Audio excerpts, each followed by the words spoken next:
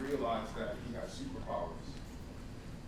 But as every superhero does, there is a challenge or roadblock, whether it's in the Achilles heel or the heel of the system itself. He ran into one of the biggest roadblocks. And so I would like to invite the second panel to come to the stage.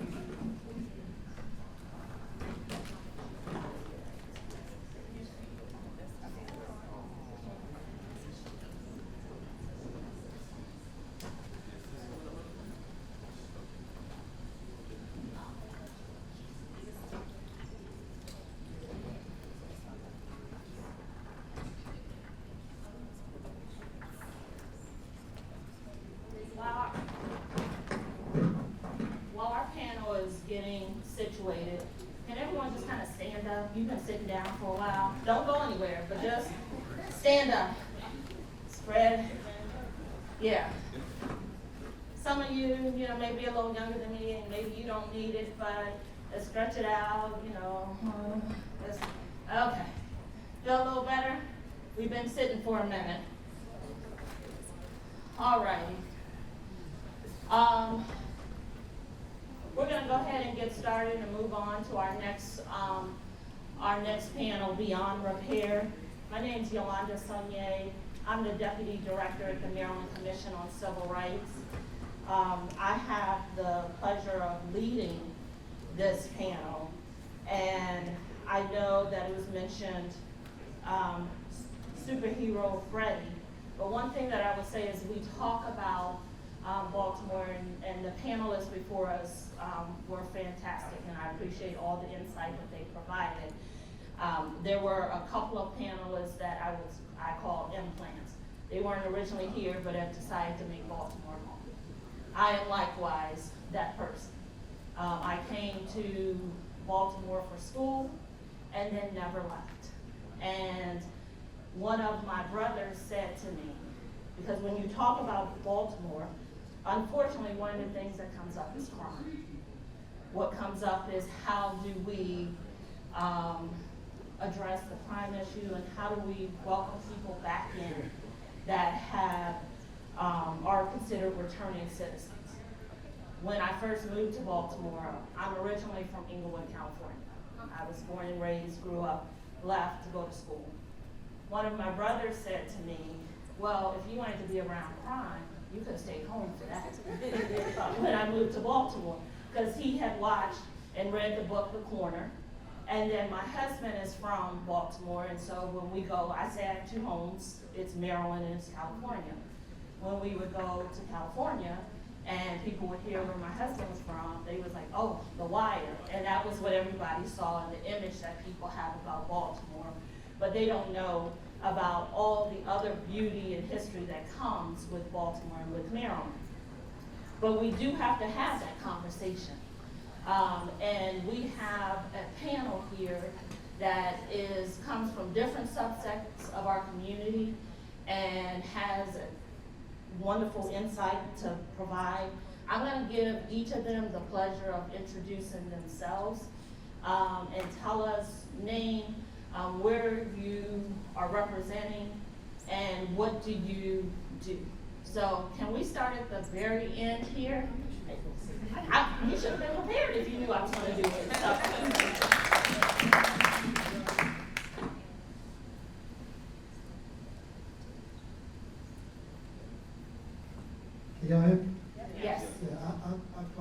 sitting on the end, thinking that she would start with me last. That's exactly why I called on you.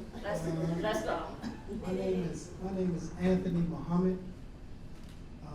For the first 15 years of my life, I was born and raised right here in the city of Baltimore, Sandtown, Baltimore specifically.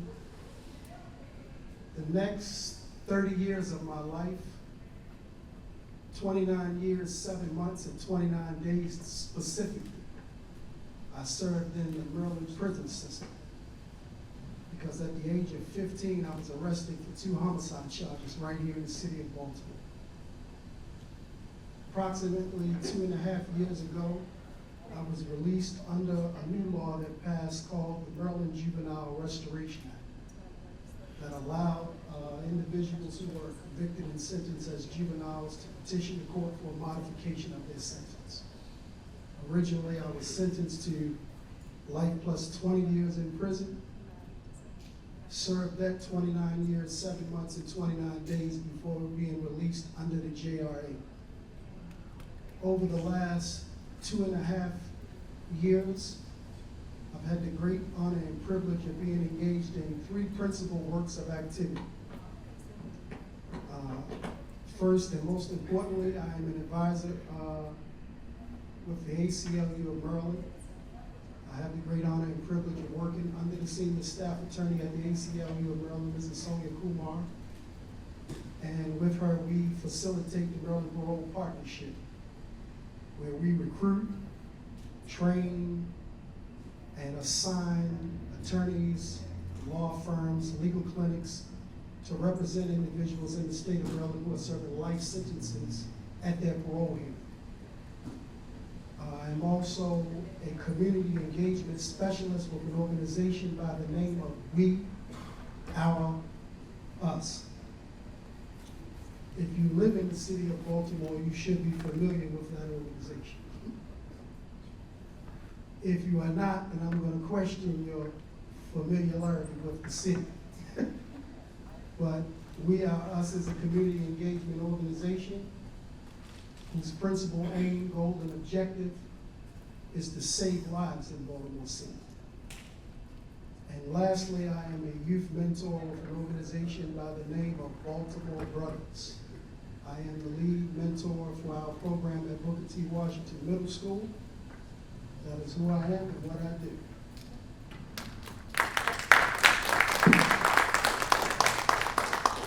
Yeah, please give that brother a round of applause. Wow.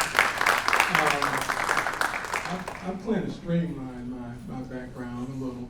My name is Willie Flowers. I'm actually from the state of Alabama. I happen to have graduated at a time that I think that a lot of people, if you are in your 50s, you can remember when before 1992, there were not a lot of, the only time we saw black elected officials was in Ebony magazine and the Ebony Top 100, if y'all know about that. Nobody remembers that. But after 1992, with the motivation of and excitement of the Clinton election in 1992, before everything else happened, I was inspired to move to Washington, D.C. to join that crowd. But before that, being from Alabama, my first superheroes were civil rights leaders. So to that end, I always wanted to be involved in the civil rights movement at some level. But it just happens that during that reality of the Clinton years, I had a brother who was actually, was probably one of the first people to catch a mandatory minimum. And he spent almost over 20 years incarcerated, got out, and within 3 years he died in September of pancreatic cancer. So I feel very dedicated to whatever I can do to raise awareness about this system that we live in that incarcerates black folks. I also feel very strongly about what I have learned about politics, because in politics, the story goes back to how all politics is local. But if you look at how you got involved with any of this, whatever your profession is, whatever you do politically and all that, the reality is you do it because of stuff that you love. And so I'm on a mission to remind everybody here that all politics might be local, but all politics should be about love. And I think we all should work to do that. We should especially work to inspire young people to love themselves, because what my sister here has worked on for so many years, she worked very hard. I ain't gonna ruin your thunder, but either Dayvon, but they have shown me that this structure in the most, what they say, the most progressive state of the world, all that, even in this state, the political games that are played to squash out any attempt to alter the system are so caked in challenges that it's like, you know, it'll break your heart. You gotta wait on the next 2 years, or the next year, next 4 years, and before you know it's 20 years later. So I think that the work that we should all do is to aggressively pursue young people and let them know that they are the greatest. And they are the greatest before anything else, so they can have the confidence that certain people have without being great at anything. And so that's my goal. And to that end, I represent the Howard County NAACP, and we're pushing an effort called EP1, E Pluribus Unum, out of many one, and tackling this issue about how to organize at the local level to embrace folks as we go through these challenges that are happening with this current administration in Washington. Thank you. Applause for Brother Willie Flowers and Anthony Muhammad. My name is Jill P. Carter, and I want to say thank you first for being here. You could be anywhere. We all could, but the fact that you think that the conversations here today are worth your time on a Saturday, it's a pretty beautiful day outside. There's a multitude of activities going on in the city. I appreciate you taking the time to listen to us. That being said, I am Jill P. Carter. I am a native Baltimorean, born and raised in Baltimore, a legacy Baltimorean, having parents that were here. And I feel passionate about my city, but even more importantly, I feel passionate about Black people in Baltimore, given our history and our current state. I'm the child of a civil rights activist. His name was Walter P. Carter, and I was born into the belly of the civil rights struggle. I grew up believing that Baltimore, that Black people, by the time I grew up, Baltimore, Black people in Baltimore would have overcome all of the obstacles that we had in the past, and that we would be winning in the city, that we would be leading in the city, that we would be flourishing in this city, but that is not the case.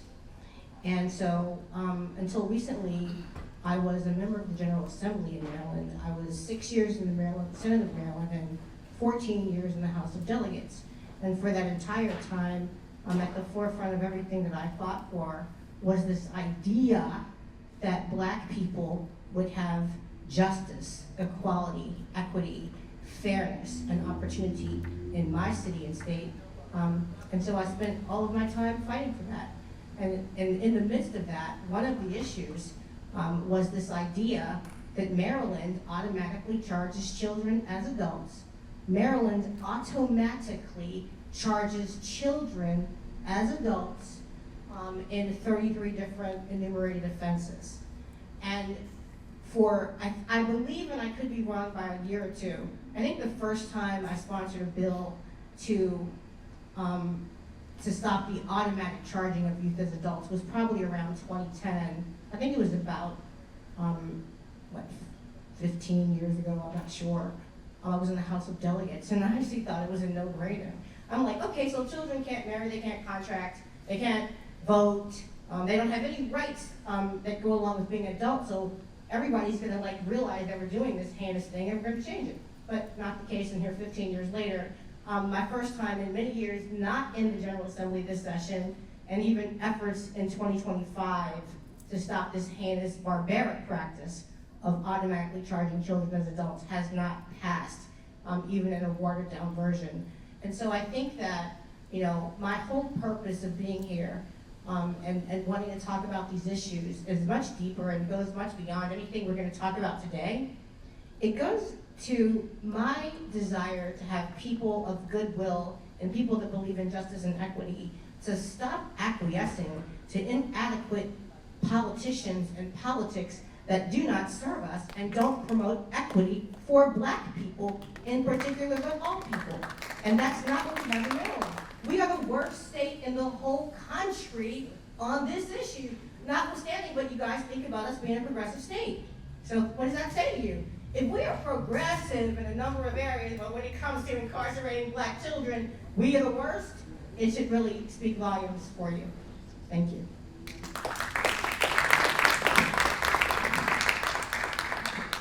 I'm Dayvon, the Director of Public Policy, co-founder, Leaders for Beautiful Struggle, grassroots think tank, explicitly advocate on the interests of Black people. We have what I would describe as kind of a revolutionary Pan-African nationalist perspective.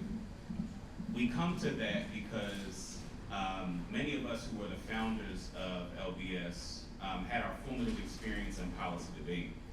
And policy debate played a crucial role, particularly in the Cold War, right? You think about in the conservative revolution that culminated in the election of Ronald Reagan in 1980.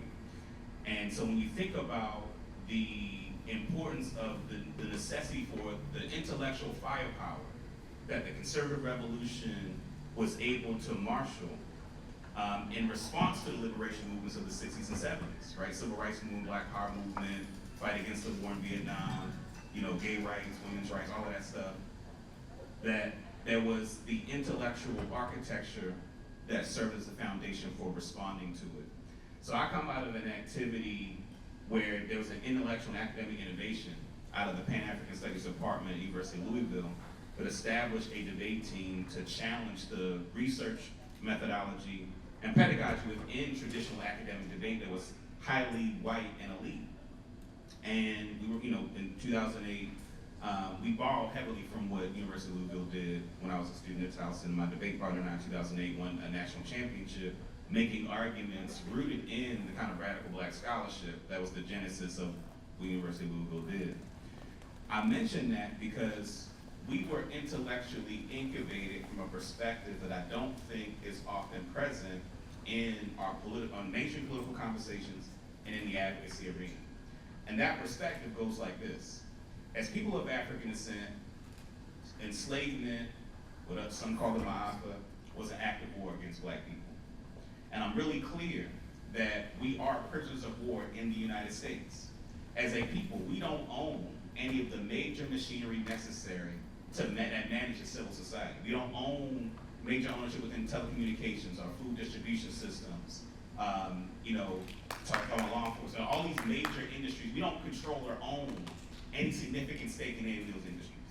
So it puts us collectively as a people, right, in a relatively subservient position, right, in a subordinate position in this larger society. And I think too often, the prescriptions that often are put before us are about how to more effectively appease white folks, right? How do we gain access to mainstream white society on their terms? And I think there are ways in which, when we think about like the American plantation, right? When we think about the very structure of American society, that American society is still structured on that American plantation, right? Where our livelihoods are often threatened by the status quo, those who fight against the system. And I think part of what happens is the plantation is rendered inevitable, right? That we just gotta figure out how to survive on this plantation system, as opposed to what would it look like for us to practice sovereignty? What is the kind of institutions we would need such that we would be able to occupy a self-respecting position in political warfare that is necessary for our true liberation? And so what I'll end on, and the reason why I say all that as an introduction to my organization and perspective, is because what is important for Black people is to be clear that for us to advance our position in the society, it was going to require being engaged in political warfare, right? Warfare is politics that spilled out of the back room. Politics is warfare without the bloodshed. And we have to be clear that that is what we're engaging in. Because the folks for whom benefit from our collective subordination, they understand that they're competing for power and contestation for resources. And so that needs to be the position that we occupy when we are engaged in a larger political system. So that colors the perspective that LBS brings to the conversation.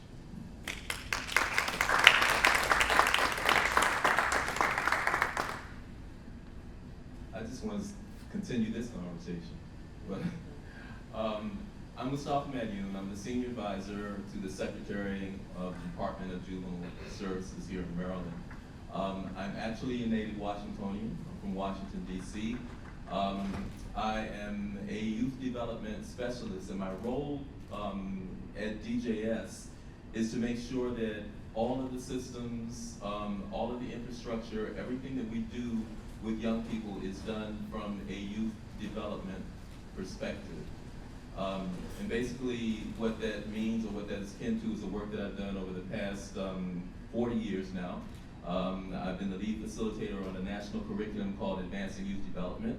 The short of it is I teach adults how to work with young people from a strength-based, we heard that earlier, from a strength-based perspective, how to provide opportunities and supports and services to young people so that young people can develop. The goal of DJS is to change it from a system that's punitive to a system that provides opportunities for young people to develop. I have 3 main trainings that I've done over the past 50 years. One is, as I mentioned, to teach adults how to work with young people. Another is to teach parents how to raise their children more developmentally. And the number one thing that I teach in that training is that you should never punish your kids. You should never punish your kids. So I generally start with there, and then I have a youth development training that I teach with young people, where I teach young people 3 major things: how to get anything you want to get from your parents, how to fix it so that no teacher will ever fail you, and also understanding where your power is.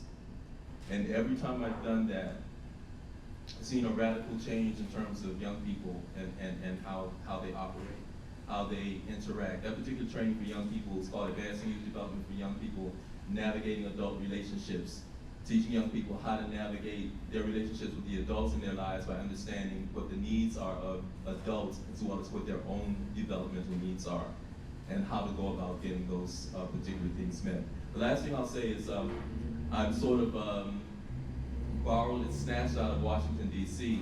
About 20 years ago, we did a whole transition of youth development in the DYRS, our Department of Youth Rehabilitative Services in D.C., and we transformed what used to be Oak Hill into what is New Beginnings, where it's a facility or a space that when young people come out in the yard, so to speak, it's been redesigned so that they can't even see the fence that surrounds it, so they don't have that perspective and feeling of being locked up, where their rooms are more like dorm rooms, where they can go to the laboratory whenever they feel like it by pushing a button and only their space opens. They've had opportunities such as theater, producing theater. They've had political debates held at the facility. They participated in the rebuilding of Katrina, which goes show you how far that work goes. They've done whitewater rafting, things that you would think, why would you do this for young people who've been locked up? And that, because of that work we've done there, is why Benny Schiraldi, who's the secretary, has brought us over to do this extensive work where we're going to train everybody within the agency of DJS on how to work with young people from an asset, a positive-based perspective. And the last thing I'll say, which I think is important to the work, is my work is to, let me put it this way, we have this saying that the next generation is supposed to be the generation. You know, each generation is supposed to change things, right? And I always ask people, you know, starting with the youngest people in the room, your generation is supposed to change things, going up, going up. Remember, every single person here will remember your generation was supposed to be the one, right? Our generation was supposed to be the one. Personally, I don't want to wait for the change. I've lived long enough to see how much has not changed. I don't want to plant any seeds that are going to be, that are going to grow 20 or 30 years from now when I'm not here. Because everything I've witnessed is that has not happened. I believe and want to see the change here and now. And I believe that change comes from a population that is neglected. I believe our salvation and our saviors are the young people. And particularly the young people that we have discarded, that have been locked up, that have been pushed out of society. That is our salvation. We just don't know it. And the reason we see all of this rejection of society, this opposition to society, is because that is the salvation. And if we can destroy that, or if that can be destroyed, then we will continue the way things are. I'm not about trying to help young people become productive members of society, because all that does is sustain the same society that has been in existence for however long. I do not believe in teaching young people to face reality. As a co-facilitator of mine, a friend of mine says, I didn't come here to face reality. I came here to create reality. And I think for young people, it's about allowing them and giving them what they need to create a world. Not to change. I'm not about trying to change this world in the sense of changing it, work from the inside, change it. It's not meant to change. It's doing exactly what it's designed to do. But I do think we have the capacity to create, particularly young people. And I say young people because they can create it before we mess them up, before we make them like us, which is what the goal is, to make them like us. So with that. All righty, thank you. And the beauty in your introductions is some of the questions that I had, you've answered and provided information to our participants. One thing I will say, I know we are short with time, so I do still have some questions. But as we start the additional question, I just want to make sure, can we all just have, I guess, an agreement in the room, and I think everyone would agree that our justice system, there are systemic inequities against Black people. Will we agree with that? We would agree. Okay. So, does anyone know any Black people who have 34 felonies and never gone to jail? No? Okay. Okay. So, and we also know when I talk about the justice system, as we talk about the justice system, that starts from, we're talking about our police, we're talking about attorneys, judges, our penal system, we're talking about everyone in between as we enter into this conversation. And so I want to kind of focus our group though in the discussion about returning, and then Senator Carter, I do want as well in this conversation about, as we talk about laws and the laws that are impacting our youth, what can people that are present here do? What can they do more of? What can they do better of? But before we get to that question, I want to ask, and whoever wants to answer it, so I don't direct it to anyone in particular, if we can talk about, as people are integrating back into society, what are some of the barriers that we're seeing people as they're coming back and they're reintegrating into society? So who wants to take that question?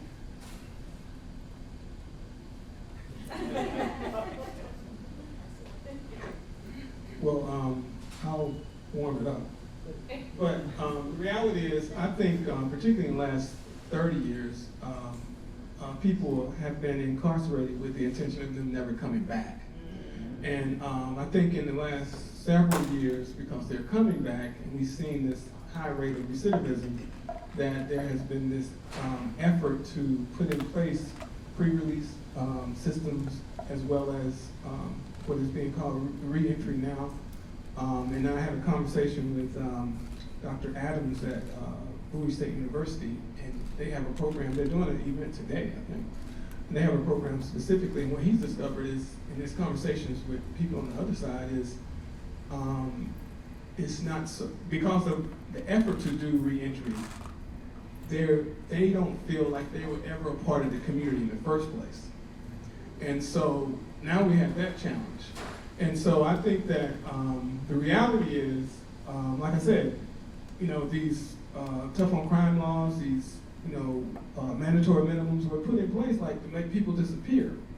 And there was not, and then at the same time, as you know from the history of the 1994 crime bill and the state crime bills that followed, they took away the educational opportunities and all this during the same period. So even if they came home, they were set to recidivate because of their lack of skills, lack of opportunity where they could have gotten education, And luckily, like I said, places like Bowie State University are trying to change that. There are other people that stand up because I talk to him pretty frequently. So I think that that's the challenge. And now what I've been hip to recently is that even though the male prisons, and the state of Maryland has a lot of male prisons, but they only have one female prison in the state of Maryland. And even with that one female prison, nobody thought to do the same structures for pre-release and re-entry that you had in the male prisons. So it's almost like we're all in these silos, and nobody wants to really pay attention to what I think is one of the most neglected populations ever. And I think that we have to advocate to change that, not just into trying to, like he explained, making people a part of society, but giving them what they didn't have because that's how they got in there, for the lack of opportunities, almost always, and the lack of attention to their mental health state and this kind of thing, and structures that allow them to gravitate toward being confident members of society. Thank you. I'll just add that one of the, what I call you, as Director Sonnier has said, laws and policies, and so I can speak about the laws and policies in Maryland a little bit. You know, we're very slow to address issues that would affect people that are reentering society. Just a few years ago, we finally passed Ban the Box, which is in no way a panacea, because of the fact that you ban the box at the initial stage of a person's application and interview, but there's still a right to still deny them after that. You just can't do it at the door because of a conviction. That's a problem. I think also the fact that, government, state and local, city government and state government does business with all kinds of small businesses and contract with businesses, but doesn't require them that they end any prohibition of hiring people that have criminal records. And I think that's a common sense fix to this problem. But people come out of long time incarceration that have gone in for a long time, and I think we have this false view. I think well, he's going to say, so Anthony Muhammad is going to tell you he's not unique. I'm here to tell you he is unique in my opinion. He's one of the best people that I've met. But I've talked to a lot of people that come out after a long time incarceration, especially that went inside when they were young, and they don't come out with strong family support because often their family, their mothers have died or gotten very old while they're in there. They come out with, if they are fortunate enough to get any employment, they might come out and be in an environment where people around them are almost usurping what they're able to gain for themselves. These are real life issues. They come out quite often not having had what I would call the mainstream relationship where you're able to date and spend time together when they're, without any type of restrictions, and they're in these situations with relationships that often they aren't yet ready to handle. And so there's all kinds of myriad of issues. But in terms of what the policies and the laws, we need to change our resistance to understanding that the best way to keep people to be productive citizens and pay taxes is to simply give them economic opportunities and jobs. The best way to ensure that they might recidivate or beat your grandmother upside the head so they can feed themselves or their family is to give them no economic opportunity. And we need to understand that the two really go hand in hand. And for many years, we fought for a policy or law change where not just that people would get reduced or get diminution credits for participating in certain programs, but where they would get bonus credits for completing programs. And that's really important because the more programs that are completed, the more educational and other employment programs that are completed, the more ready they are when they get out to take the baton and work. And so, once again, and every time I talk, I'm probably going to direct everybody back to the Maryland General Assembly. The people that we elect have the power within their hands to make these changes. And if we aren't demanding that they make the changes. If we just let them talk about how the federal government, because of Trump, cut some funding, we're not saying, well, how is that affecting the fact that you're still charging these adults? Because you could save $12 to $20 million by not doing so. We just need to be more targeted and focused to the elected officials that serve us, allegedly serve us, in terms of what we demand.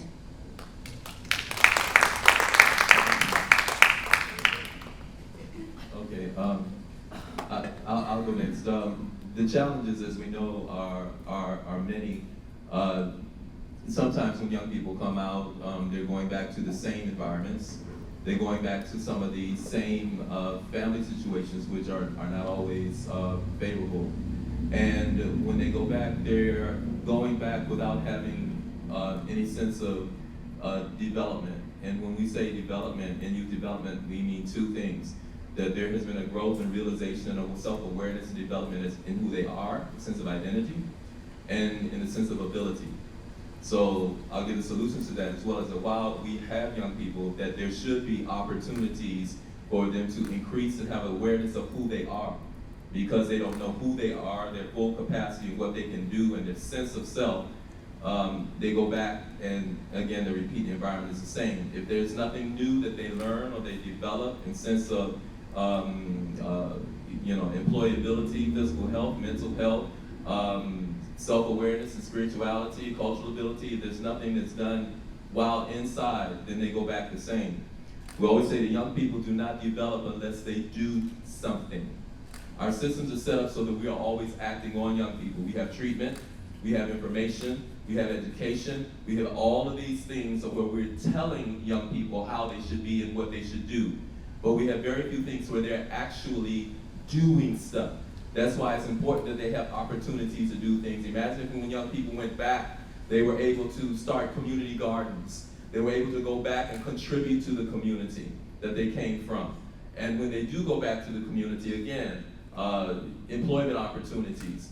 And for me, I would use as a community our voice to advocate on behalf of young people that businesses be funded for 90 days. You know how we have summer employment where we pay for young people to work in different jobs? Why can't we have 90 days, which is that probationary period, where where the state funds jobs for young people, for returning citizens? That gives 90 days for you, free employment for you as an employer, 90 days for you to see how that person works out and whether you want to keep that on. I think we have to, again, create reality. So I think for everything that we have in terms of the challenge, I think there's something that we can do even within the community to solve that. Families need support. And if we send young people back to the exact same situations, they haven't changed, the community hasn't changed. We expect the result to be the same because it's designed that way. I always say, how are you going to rehabilitate somebody that's never been rehabilitated to begin with? Madam Moderator, I would be remiss if I didn't acknowledge someone who's been an example of this re-entry and contributing to society. Desmond Perry is here with the Office of the Public Defender. Not only is he a returning brother, but he has completely dedicated himself to be an example of what happens when you get the opportunity in a system that you can make change in. And he started out as a peer counselor, but I think he's on his way to some bigger stuff. And so I want to acknowledge him because he's really done it. He's an example of it. I'll begin by saying I'm reluctant to really say anything because I'm well aware of who I'm on the panel with. I don't know how much y'all know about him, but I'm very familiar with who I'm on the panel with. And I'm honored to be here, first of all, with the heavyweights. And that's why I'm kind of really reluctant to say anything because I'm sure it'll come out from these superheroes right here. Well, on the panel with me. you are a superhero as well, so please be open and transparent. I'll say this. There are over 2 million people. Let's start there. Let that number sink in. 2 million people locked up in the United States of America. We are living in the incarceration nation. That don't even include the other hundreds of thousands of people that are connected to some form of community supervision, parole, probation, ankle monitors, you name it. Now, according to the Department of Justice, every week, over 10,000 people are released back into the community from state and federal prisons all throughout the country. According to the Department of Justice statistics, every year, over 650,000 people are in this revolving door of coming back home to prison. And it's astonishing that we lock up the most people in America, in the world. And we are totally oblivious of the fact that at some point, these people are coming home, most of them, to the very same communities that we kidnapped them from. Now, if we're talking what are the barriers to re-entry, the barriers. And I'm gonna speak from my experience with some of our colleagues, because me and Desmond are a little different. We cut from a different cloth, right? There were no barriers for us, because our minds were made up. We spent our 3 decades of incarceration preparing to be released. So there was no obstacle in front of us that was going to stop us from doing exactly what we're doing right now. But the majority of those who are returning citizens, there are 3 categories that we teach in reentry that we have to cover down on if you want to be successful. Where you going to live at? Where you going to work at? How you going to move? Transportation, get around. If we solve those 3 questions before you are released, right, your chances of recidivism drop dramatically, right? If you can't solve those 3 questions, your chances of going back to prison increase dramatically. So since 2012, right here in the state of Maryland, beginning in 2012, the Maryland Supreme Court issued a decision called the Unger versus State of Maryland.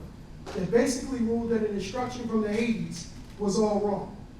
235 people serving life sentences were released under that decision, right here in the state of Maryland, 235. Out of those 235, only one of them was a female, Mrs. Myers. The other 234 were men. All right, so since 2012, 235 people.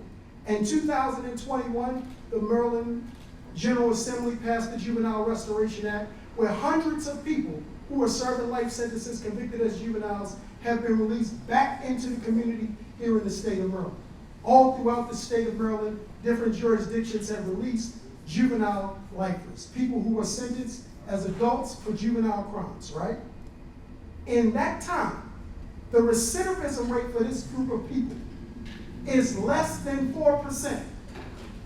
We are talking about people who have served decades of incarceration, because all of the data, all of the research, all of the studies unanimously show that, 1, people age out of crime. And if you incarcerate them for 4 decades, it's a strong possibility that they're not coming home to engage in the same behavior that they did as children. And it is this less than 4%. This hundreds of people that have returned to the state of Maryland that are making the most impact right here in the city of Baltimore. I don't know whether you know it or not, but everybody that heard about The Wire, everybody that heard about The Corner, homicide, life on the street, the people who still want to talk and promote this narrative of homicides in Baltimore. I don't know whether you know it or not, but in this year alone, 2025, the first 3 months of this year, January, February, March, has the lowest number of homicides and non-fatal shootings in 50 years.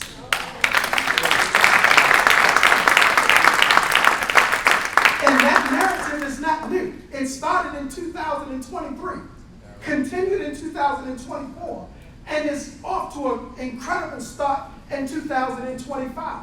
And while no one individual, no one organization can take the credit for that, but if you ask Mayor Brandon Scott, if you ask Governor Wes Moore, What is the single greatest contributor to these statistics? They will tell you that it is the work of the returning citizens. These hundreds of people that you kidnapped for 40 years that are now coming home to make an impact in their community. So the single greatest barrier is where you gonna live at, where you gonna work at, how you gonna get around. Solve those 3 problems, you solve your recidivism rate. Simple.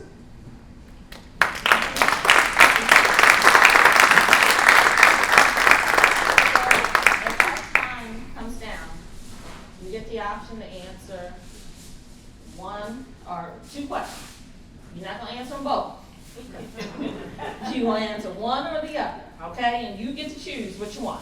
So, one of the questions is, what community-based and public health approaches can be implemented to reduce violent crimes in the Black community? You got that first question? The second one is, what can people present here, how can they get involved? How can they be better advocates, better grassroots organizers? What can they do? We got the second question. Okay, so you get to pick, and I'm actually gonna start with you, Mr. Love, because I don't think that you had the opportunity to go the last time. So I think the answer to the first question, Brother Anthony, I think masterfully answered that. I'm going to focus on the second question. And I'm going to focus my remarks in reference to the second question and just a little bit of context setting. One of the impacts of the system of racism and white supremacy on the collective American consciousness are notions of Black people being inherently violent and criminal. And that notion, those narratives are pervasive in every aspect of civil society, whether it's popular culture, whether it's news media, whether it's in, much of the scholarship, right, that's done about Black people. Like, so much of what the society projects as it relates to who Black people are. In fact, maybe another way of putting it is that as Black people, as we move through the world, we are constantly having to prove we're not the monsters that this society has projected on to us. And that impacts every aspect of policy making, decision making, right? So when we think about, for instance, what Willie mentioned about the crime bill in 1994, and you think about the fact that a part of what drives mass incarceration is the fact that we have law enforcement that are conditioned in the same way that society conditions all of us, that Black people are inherently criminal. That means they're more prone to interact with our community. Prosecutors are more prone to charge Black folks for harsher sentences than they do our white counterparts, which contributes to Black people spending longer periods of time in jail for similar crimes of our white counterparts. So there's a wide range of ways that those societal stigmas have real material impacts on the policies that lead to mass incarceration. So to the question of what we do about it, and people will probably get tired of hearing us and me and LBS talk about this. When you think about a part of what makes that propaganda so strong is media companies.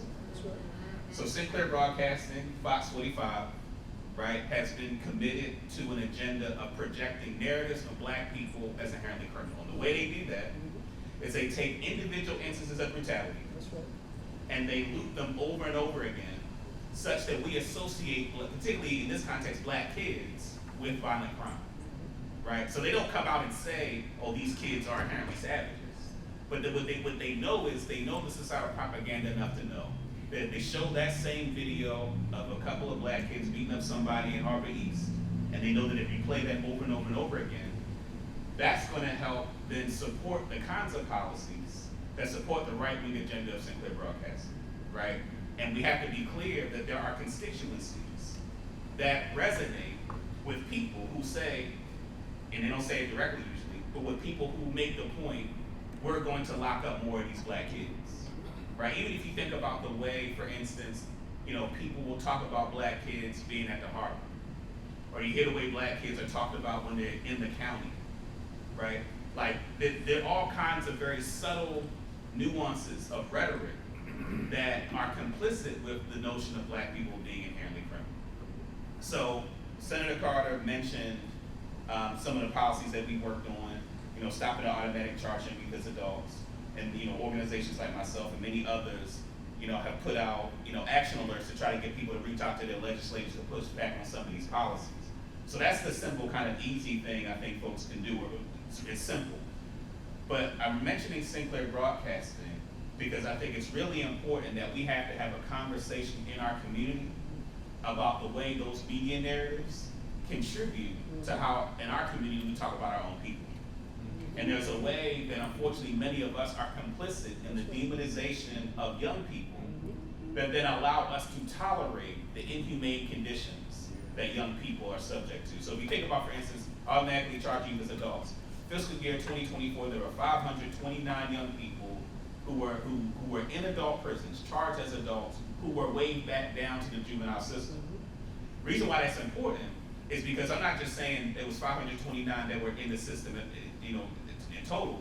529 were weighed back down to the juvenile system because the judge determined that they shouldn't have been in the adult prison system. This is 529 youth who, according to this system, we all know is racist and corrupt, that this system deemed didn't belong in the adult system, who spent in some cases weeks or months in the adult prison system. And think about the impact that it has on them and their families, right? That they're not going to live with every day. And this state tolerates it, right? Our elected officials they tolerate it, right? But they tolerate it in large part because of the narratives that get propagated. And it's not exclusively Sinclair Broadcasting, right? But they've essentially become a right-wing political advocacy organization masquerading as a media company. And they've connected to prosecutors, right, who have as their explicit agenda the constituencies that vote for them.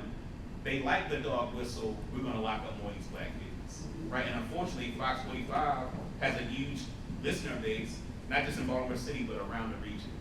So I'm saying all this to say that in terms of like what people should do, like we as a community have to have conversations amongst ourselves about the stigmas and narratives that we have about black kids. And the way that sometimes we'll take it, you know, you get your car stolen, you get something broken into.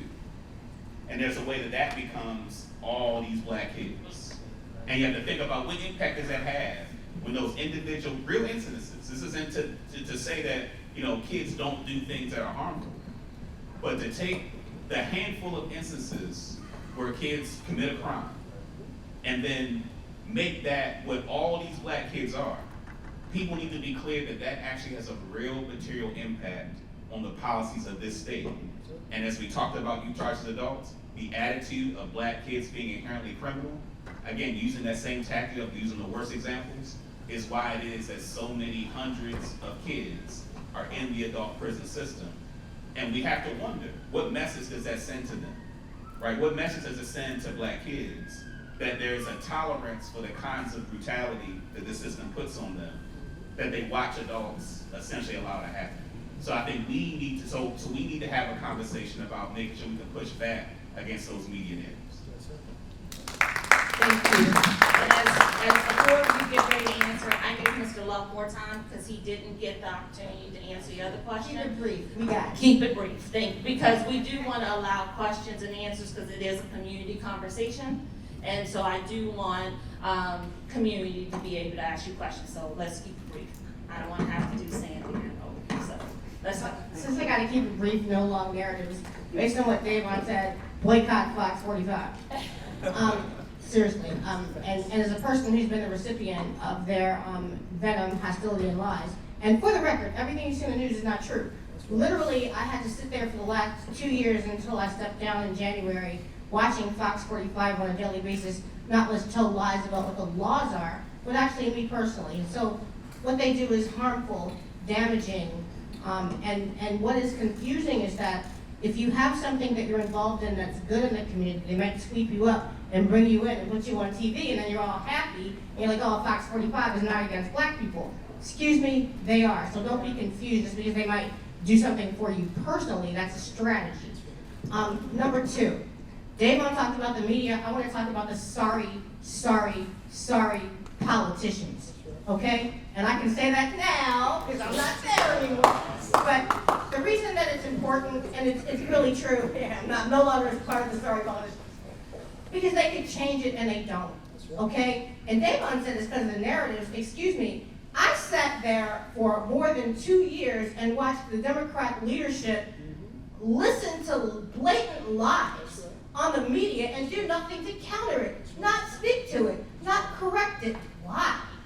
Because deep down in their hearts, minds, and souls, they never wanted the reform, right? They don't care that these black kids are in adult prison. And briefly, I'm going to keep it light, but I think this is important because this isn't just some anecdotal thing. Right now, as we sit here, I represent a particular child, a baby, who was swept up at the age of 15, and he is now 17. He is charged with being a participant in a multitude of different armed robberies. He is not charged with specifically being the culprit of using a gun to harm anyone. Nobody was ever harmed. There is no murder, there is no homicide, there is no rape, there is no injury or permanent injury to anybody that my child participated in or allegedly participated in. For 2 years, because he's charged as an adult, he's been incarcerated. For a good part of that time, he was in the Baltimore County Detention Center. We were able to get him put back into the Juvenile Center while he's awaiting his adult prosecution. And what does the state want? And I know I don't want to mix apples and oranges, but y'all just heard about multitude of lifers that got out under Juvenile Restoration Act. You just heard about Adnan Syed. The court said whether you did it or not, you served enough time, you can go home. This child who never hurt anybody, the state wants 40 years for a child that was 15 years old. This is in 2025 and it's happening right now today. And the only difference between this child and other children that I've represented that are in the juvenile system is that the other children are in the juvenile system. There is no difference between this child. He is not more harmful, more malice, more heinous, or anything else than anybody else. Quickly on numbers, Dayvon gave the actual numbers. I think it's 87%, right, of children automatically charged as adult that ultimately sit there like my child has for a year, 2 years in the adult system, which moves much more slowly, only to be returned to juvenile, permanently harmed by what has occurred to them in the adult system. So we're hurting them and hurting society more than we're helping. Also, much fewer, I don't remember the number anymore, I think it's less than 83%. 83% of all violent crime in Baltimore and Maryland is at the hands of adults. So it is a misnomer. 93% is at the hands of adults. So it's a complete misnomer that children are driving the violent crime. And so, who can fix this? Who can change this? The people that you elect. This is all legislative policy. And if they're not doing it, then please, please, please stop being all happy because they stood up to Trump. They spoke against Trump. They said, oh, we're going to make the best we can with the little bit of money because they dropped our money.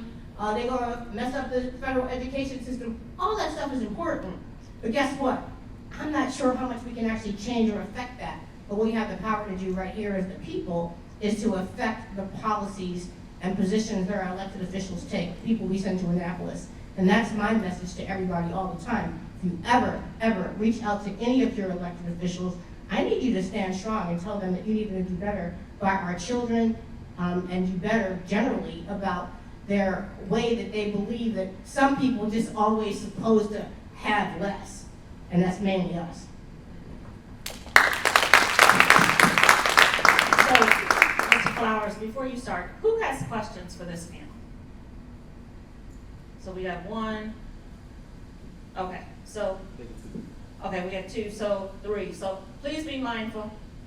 Thank you. I'll be very brief. I started out talking about, I see Parise Austin here. We worked together several years ago, and we rolled out a campaign called Try Love in the Park Heights community.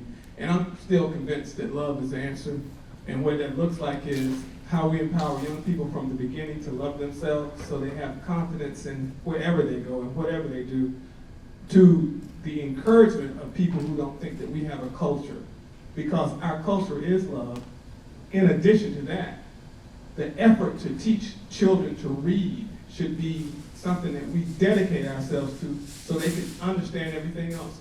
because that is the outlet. It is not going to change, it's never going to change. And on top of that, right now, at this time in history, for them to understand the dynamics of the technological age so that they can benefit from it and not be disadvantaged by it. So that's something that we can all do, because in the effort to do that, it mitigates this reality that we have to worry about DGS doing their job. We have to worry about the Office of the Public Defender or the structure of the police department.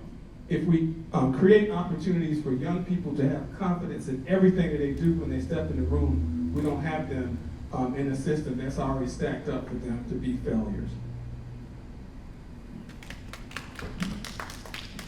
I just want to elevate what he just said, say it a little bit differently. What we can do directly is you can tell your children and tell your child and tell every young person that you come in contact with that they are enough. They don't have to do anything. They don't have to be anything. You know, we have to stop asking questions, what do you want to do? What do you want to be? Let them know that they have everything they need and that they are enough. They are enough. Our young people come up with this sense of, I gotta do this, I gotta do this. And we're constantly told, schools, that we constantly tell them, do this, you haven't done this. We constantly tell them that they are not enough. So that's something we can do directly. Let your child know that they are enough. The second thing that we can do, and I tell this to parents, I do parent training, hug your children every day. Mine are grown, 30, 40 years, and I still hug them. I still kiss my sons. Hug your children every day. We have stopped touching our children. This whole idea of not touching and what happens when we touch. So those are two things that can change the world. I'm telling you, it's not all of this other complicated stuff. It's like the brother said, we are love, and we have gotten away from that. So those two things, tell your children that they are enough. They are enough, just who and how they are. And hug your children every day. Thank you, and we're actually gonna go to questions. Mr. Muhammad told me I can move on to questions, so you had a question? Yes. I suppose this question is for Dayvon and also Mr. Anthony. Do you find that there is a lot of news about the public versus private prisons, and does it make a difference which prison a young person might be in?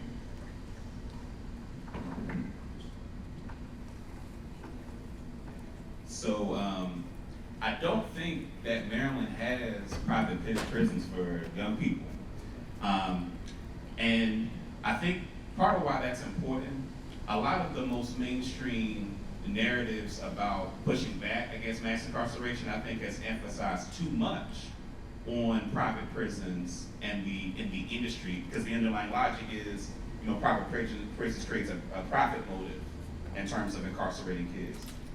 But again, the majority of those that are incarcerated were incarcerated in public facilities.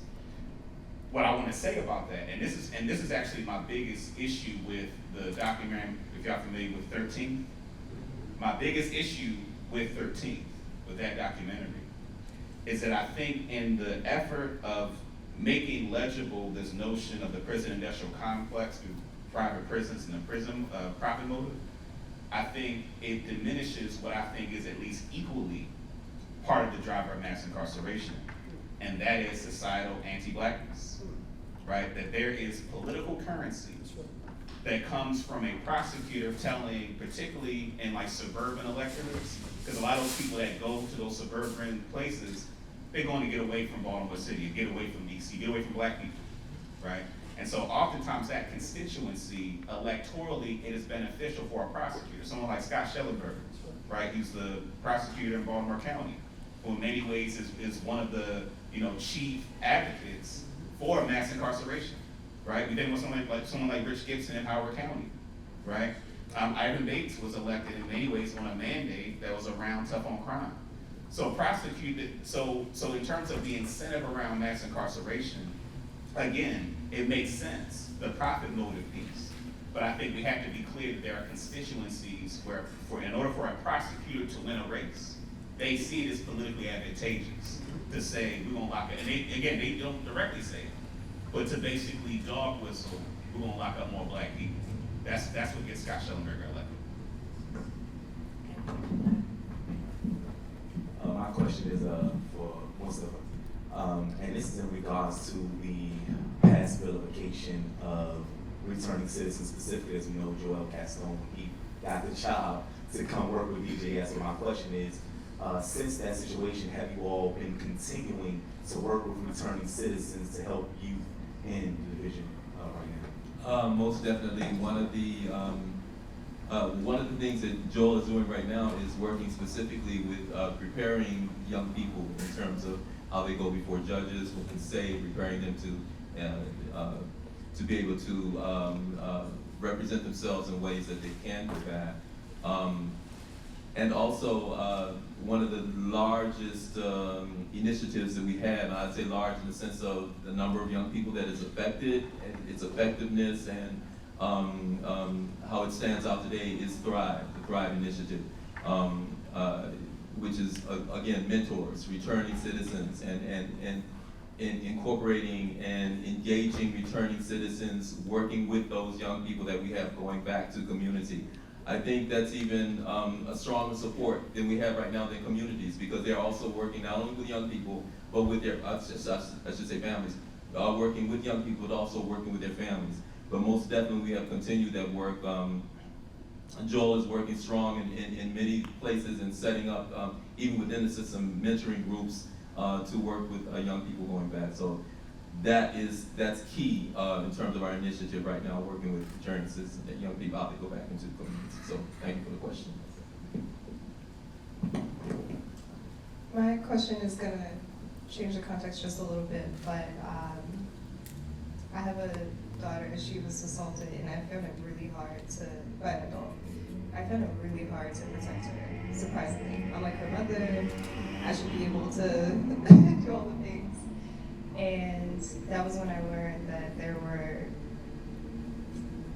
how do I say this, like special attorneys for children and things like that. And I was just like, why aren't there more protections for children, generally speaking? Why is it so hard to protect them in the system when we're always talking about they are the future?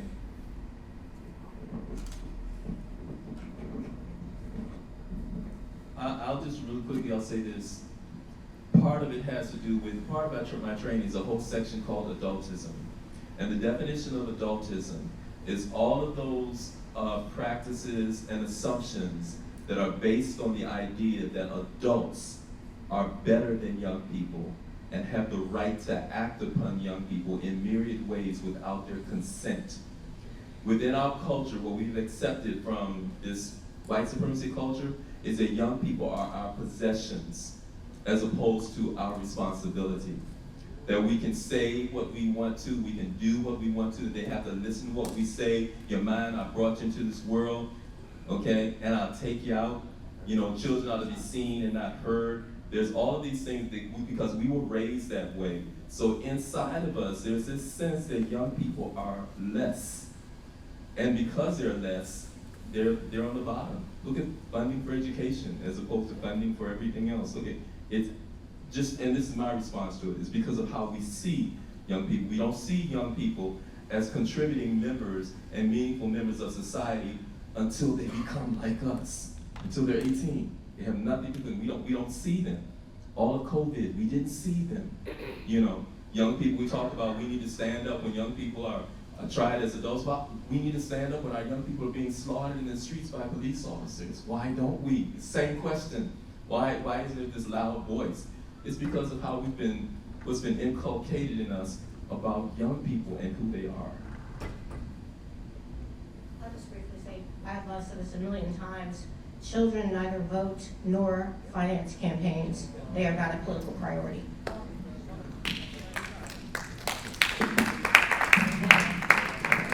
And I'm not on the panel, but I will say we could probably do a whole panel on the adultification of Black children and how in schools and in other places, that our children, whether or not they are victims or they are the perpetrators, how they are treated by our systems.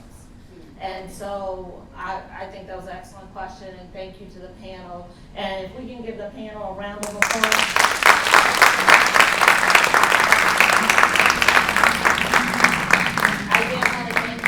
I know the panel was called Beyond Repair, but I think through your presentations, I think that's the narrative people wanted to have, that as people are returning to the community, or that our young people are beyond repair, which we know that's not the truth. And so I appreciate each and every one of you providing that message, so thank you.